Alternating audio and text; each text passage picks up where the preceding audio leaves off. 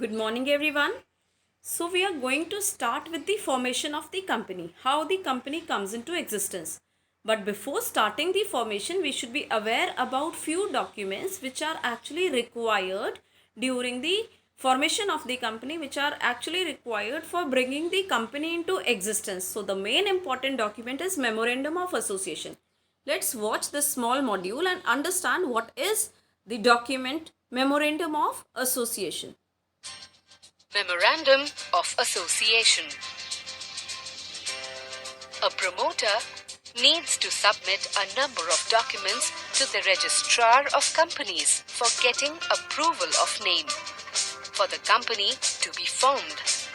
Among them, the Memorandum of Association is the most important document which needs to be prepared and submitted by the promoter. In this session, we are going to know about the Memorandum of Association, or the MOA as it is known. The Memorandum of Association is the fundamental and compulsory document of a company. It is known as the Charter of the company, which defines the objects, powers, and relationship of the company with outsiders. Let's know about the various components of the Memorandum of Association.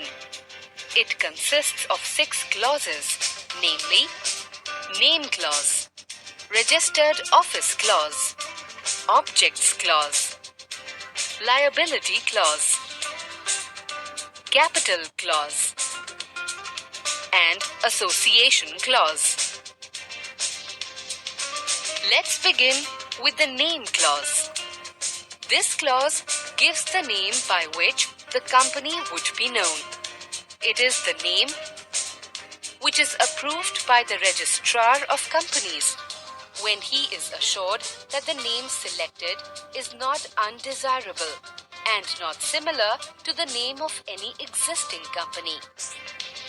The next clause, Registered Office Clause, contains the name of the state in which registered office of the company is proposed to be situated. The Objects Clause is an extremely critical clause in the MOA. It defines the purpose for which the company was formed. This clause is divided into 2 sub-clauses, that is, Main Objects and Other Objects. The main objects lay down the detailed list of objects or operations that the company would carry on in its course of business, whereas the other objects mentions the ancillary operations of the company. The Liability Clause defines the liability of the members of the company. In a company limited by guarantee, liability is limited to the amount guaranteed by each member, whereas in a company limited by shares, the liability of each member is limited to the unpaid value of each share. Next comes the Capital Clause. This clause states the amount of capital with which the company is registered. It mentions the authorized capital of the company and its division into the types and numbers of shares. The last clause is the Association Clause. This clause mentions the name of the signatories to the memorandum.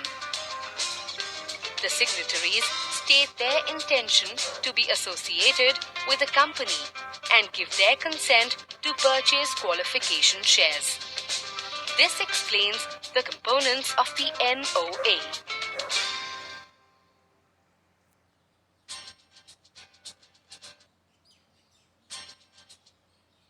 So students, Memorandum of Association is the main most important document which is required at the time of registration.